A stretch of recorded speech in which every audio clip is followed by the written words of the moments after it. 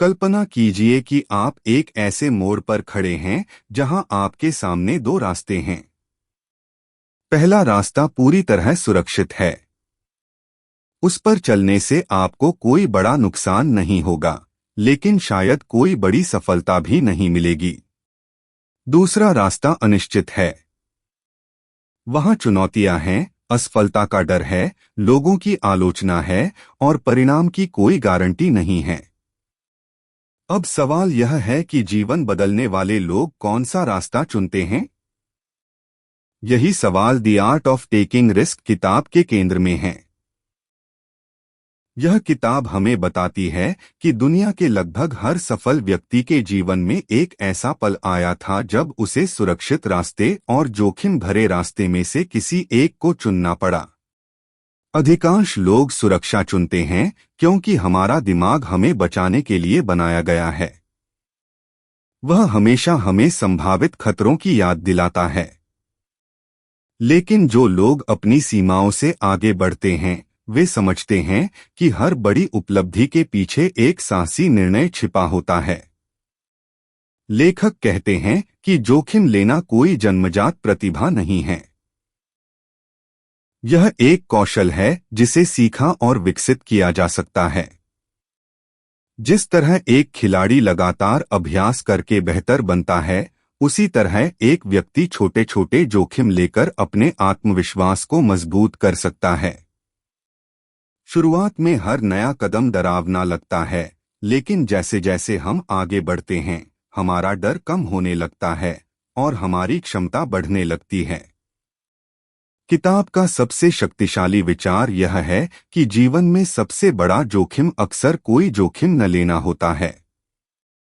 जब हम केवल सुरक्षित विकल्पों को चुनते हैं, तब हम अपने सपनों को भी सीमित कर देते हैं।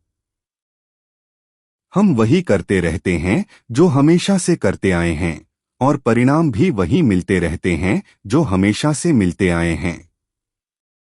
यदि हम अलग परिणाम चाहते हैं, तो हमें अलग निर्णय लेने होंगे। यही वह जगह है जहां जोखिम हमारी प्रगति का माध्यम बन जाता है। लेखक समझाते हैं कि अधिकांश लोग असफलता से नहीं, बल्कि असफलता की कल्पना से डरते हैं। वे किसी काम को शुरू करने से पहले ही अपने मन में सबसे बुरा परिणाम सोच लेते हैं।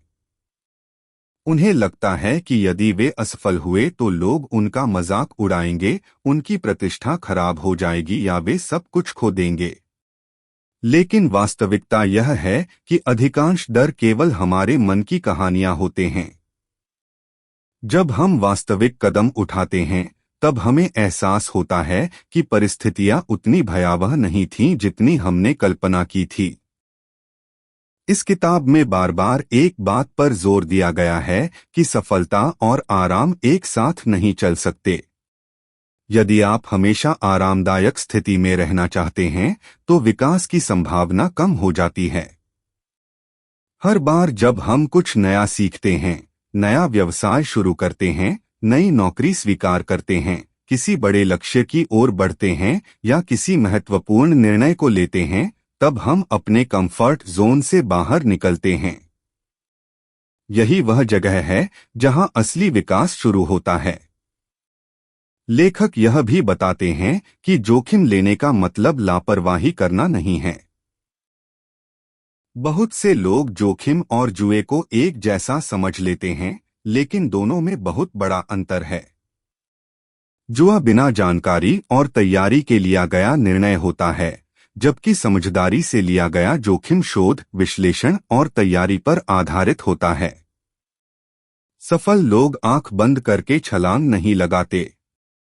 वे पहले जानकारी जुटाते हैं, संभावित परिणामों को समझते हैं, अपनी क्षमताओं का आकलन करते हैं और फिर निर्णय लेते हैं। किताब हमें सिखाती है कि असफलता सफलता की दुश्मन नहीं, बल्कि उसकी शिक्षक है।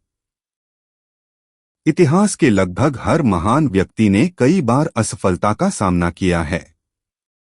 फर्क केवल इतना था कि उन्होंने असफलता को अपने जीवन की अंतिम कहानी नहीं बनने दिया। उन्होंने उससे सीखा, खुद को बेहतर बनाया और फिर दोबारा प्रयास किया। असफलता हमें वह सिखा सकती है जो सफलता कभी नहीं सिखा सकती। लेखक कहते हैं कि जब हम किसी जोखिम में असफल होते हैं तब भी हम कुछ न कुछ प्राप्त करते हैं। हमें अनुभव मिलता है, हमारी समझ बढ़ती है, हमारी मानसिक शक्ति मजबूत होती है और भविष्य के लिए बेहतर निर्णय लेने की क्षमता विकसित होती है। इसलिए वास्तव में असफलता केवल तब होती है जब हम सीखने से इनकार कर देते हैं। इस पुस्तक का एक और महत्वपूर्ण संदेश यह है कि आत्मविश्वास पहले नहीं आता बल्कि कार्रवाई के बाद आता है। बहुत से लोग कहते हैं कि जब उनका आत्मविश्वास बढ़ेगा तब वे शुरुआत करेंगे, लेकिन लेखक बताते हैं कि वास्तविकता इसके बिल्कुल विपरीत है। आत्मविश्वास तब पैदा होता है जब हम डर के बावजूद कदम उठाते हैं। हर छोटी सफलता, हर नया अनुभव और हर चुनौती का सामना हमें पहले से अधिक आत्मविश्वासी बनाता है। किताब यह भी बताती है कि अवसर अक्सर डर के भेष में आते हैं। कई बार जीवन हमें ऐसे मौके देता है जो शुरुआत में मुश्किल, अनिश्चित और जोखिम भरे लगते हैं। इसलिए अधिकांश लोग उन्हें पहचान ही नहीं पाते। लेकिन जो लोग अपने डर के पार देखने की क्षमता रखते हैं, वे इन्हीं अवसरों को अपनी सबसे बड़ी उपलब्धियों में बदल देते हैं। लेखक के अनुसार समाज और लोगों की राय भी हमारे जोखिम लेने की क्षमता को प्रभावित करती है। हम अक्सर इस बात से डरते हैं कि लोग क्या कहेंगे। हम आलोचना से बचना चाहते हैं और दूसरों की स्वीकृति चाहते हैं। लेकिन यदि हम अपने जीवन के हर निर्णय को दूसरों की राय के आधार पर लेने लगें, तो हम कभी अपनी वास्तविक क्षमता तक नहीं पहुंच पाएंगे। सफल लोग दूसरों की बात सुनते हैं, लेकिन अपने निर्णय स्वयं लेते हैं।